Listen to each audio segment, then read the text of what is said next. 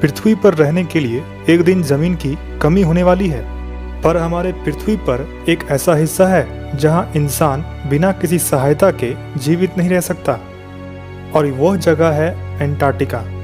ये कॉन्टिनेंट यानी कि महाद्वीप यूरोप और ऑस्ट्रेलिया से भी कई गुना बड़ा है। दुनिया का 70% हिस्सा यानी कि 1/3 हिस्सा फ्रेश वाटर का अकेले इस कॉन्टिनेंट पर मौजूद है। इस जगह का अधिकतर हिस्सा अनएक्सप्लोर्ड है, यानी कि यहाँ पर एग्जैक्टली क्या है इसके बारे में ज़्यादा डिटेल्स किसी के पास भी मौजूद नहीं है। एंटार्क्टिका कॉन्टिनेंट में हमारे भूत और भविष्य के इतने राज छुपे हुए हैं कि अभी तक हम उन्हें ढूंढ ही नहीं पाए हैं, और इसी कारण एंटार्क्टिका कॉन्टिनेंट के बारे में जानना हमारे लिए बहुत ज़्यादा ज़रूरी है। नमस्कार दोस्तों, स्वागत है आपका dare to decode YouTube channel पर। और आज हम लोग बात करने वाले हैं एंटार्क्टिका के रहस्यों के बारे में। दोस्तों, अगर आपको हमारी ये पेशकश पसंद आए तो कृपया लाइक कीजिएगा इस वीडियो को। अगर आप हमारे चैनल पर नए हैं तो सब्सक्राइब कीजिएगा हमारे चैनल को, प्रेस कीजिएगा bell notification icon for more such mystery updates, conspiracy updates and facts. पृथ्वी के साउथ पोल के हिस्से में यानी कि साउथ पोलर रीजन में 1 करोड़ 42 मिलियन स्क्वायर किलोमीटर का जो हिस्सा है, जो एरिया है, उसको ढक रखा है एक बर्फ की चादर ने, जिसे हम एंटार्क्टिका कहते हैं। 7 कॉन्टिनेंट में से एंटार्क्टिका साइज के मामले में 5वें नंबर पे आता है। इस एंटार्क्टिका के कॉन्टिनेंट पर बर्फ की चादरें बहुत ही बड़ी बड़ी हैं। 98% हिस्सा एंटार्क्टिका में बर्फ की चादरों से ही ढका हुआ है। ये बर्फ की चादरें जो हैं एंटार्क्टिका कॉन्टिनेंट के ऊपर, ये करीब 2 किलोमीटर तक भी मोटी हो सकती हैं। यहाँ पर बहुत ही कम लोग रहते हैं। ऐसा बताया जाता है कि यहाँ पर करीब 1000 के आसपास लोग रहते हैं। एंटार्क्टिका में करीब 14 लाख साल से बारिश नहीं हुई है। यहाँ तक कि दोस्तों, आपको ये जानकर हैरानी होगा कि 1820 तक तो पता ही नहीं था लोगों को कि ये जगह भी एग्जिस्ट करती है। पर 1895 में दुनिया में पहली बार नॉर्वे की एक रिसर्च टीम ने एंटार्क्टिका की धरती पर अपना कदम रखा था। पर दोस्तों, ऐसी कई थ्योरीज निकल कर आई हैं जो कि ये कहती हैं कि एंटार्क्टिका को 1820 से पहले ही खोज लिया गया था। आइए जानते हैं उन कुछ थ्योरीज के बारे में। दोस्तों, डेयर टू डिकोड टीम को ये एविडेंसेस मिला है कि 1513 में ऑटोमन एम्पायर के वक्त पीरी रीज नाम का एक मैप बनाया गया था, नक्शा तैयार किया गया था ऑटोमन एम्पायर के जो कार्टोग्राफर्स थे, जो जियोलॉजिस्ट थे उनके द्वारा। और उसमें एंटार्क्टिका की पोजीशन जो है वो लगभग सही दिखाई गई है। और जिस कार्टोग्राफर ने इस मैप को तैयार किया था, यानी कि पेरेरीज मैप को तैयार किया था, उसने खुद से ही सिर्फ इस मैप को तैयार नहीं किया था, उसने 20 और मैप्स का सहारा ले करके एग्जैक्ट लोकेशन निकालने की कोशिश की थी। बहुत ही ज़्यादा जानकर हैरानी हुई लोगों को जब उन्होंने ये मैप को देखा, तो उसमें पाया कि एंटार्क्टिका की जो लोकेशन शो की गई है वो लगभग सेम है, जैसा कि हमने आपको पहले ही बताया। इस मैप को 1929 में एक लाइब्रेरी में पाया गया था। पेरेरीज मैप में सिर्फ एंटार्क्टिका की ही लोकेशन नहीं, बल्कि north America, south America, Europe के कई हिस्से, ऑस्ट्रेलिया ऐसे कॉन्टिनेंट की जो लोकेशन है वो भी एकदम एग्जैक्टली सेम दिखाए गए थे जो कि आज है, यानी कि वो लगभग सही था।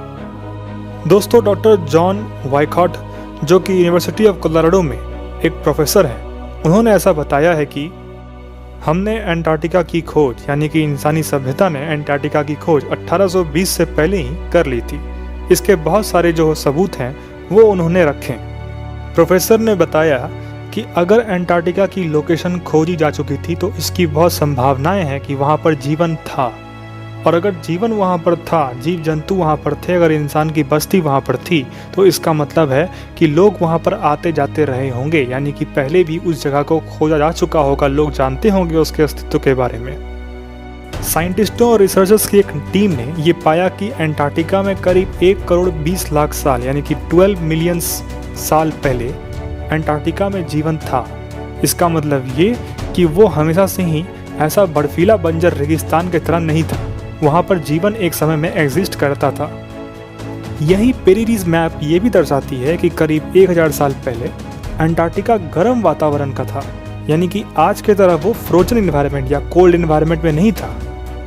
दोस्तों, डेयर टू डिकोड टीम जब इस बारे में जांच पड़ताल कर रही थी, तब हमें पता चला कि एंटार्क्टिका में 4 साइडेड पिरामिड्स भी अवेलेबल हैं, यानी कि उन्हें बनाया गया है। तब हमारा जो केस के प्रति रुझान है, जो हमारी उत्सुकता है, वो और भी ज़्यादा बढ़ गई और हमारे सामने कुछ और डिटेल्स भी हैं जो निकल करके आए हैं।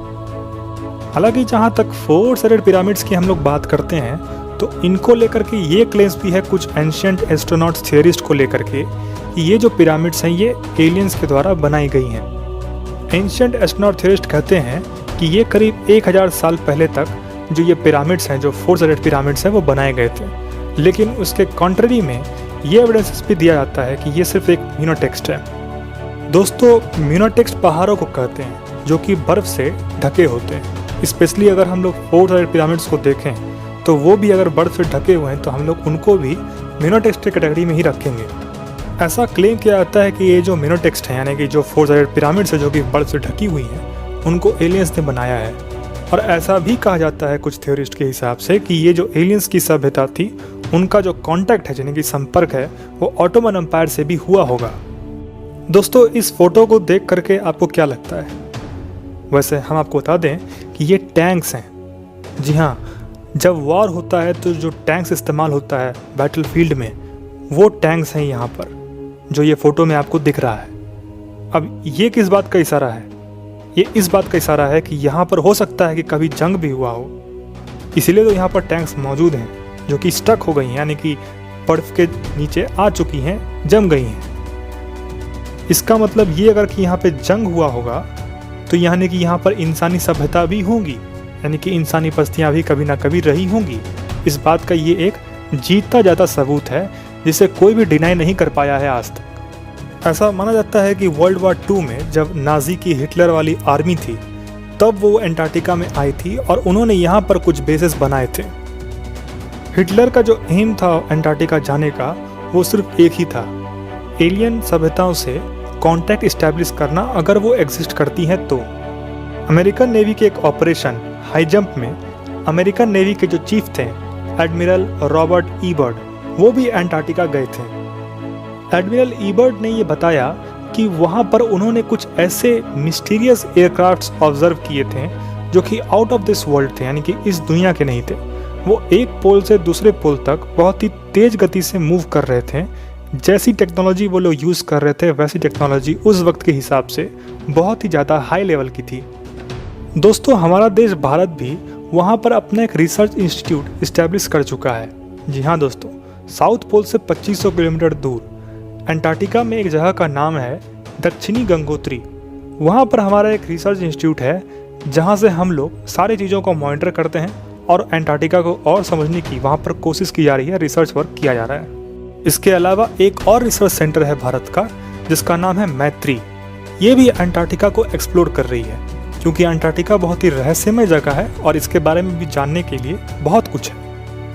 तो दोस्तों, यही कुछ बातें थी जिससे एंटार्क्टिका एक रहस्यमय जगह बनता है और आज इस वीडियो में हमने एंटार्क्टिका के बारे में, उनके कुछ रहस्यों के बारे में जानने की कोशिश की। वैसे अगर आपको आज की हमारी ये पेशकश पसंद आए तो लाइक कीजिएगा इस वीडियो को, अपने दोस्तों के साथ शेयर जरूर कीजिएगा। कमेंट सेक्शन में अपने सुझाव बताना हमें ना भूलें। क्या लगता है आपको, एंटार्क्टिका में क्या एलियंस मौजूद थीं? क्या एंटार्क्टिका सच में रहस्यमय है या फिर सिर्फ एक हाइप है? वैसे अगर आप चैनल पर नए हैं तो चैनल को सब्सक्राइब करना बिल्कुल ना भूलें। प्रेस कीजिए बेल नोटिफिकेशन आइकॉन, क्योंकि भविष्य में जब भी ऐसी ही मिस्टीरियस कॉन्स्पिरेसी थ्योरीज, अमेजिंग और इंटरेस्टिंग फैक्ट्स के ऊपर वीडियोज़ आएँ तो आपको नोटिफिकेशन मिल जाए सबसे पहले। हम आपसे अगले वीडियो में जल्द मिलेंगे। तब तक के लिए बहुत बहुत धन्यवाद। Thank you very much.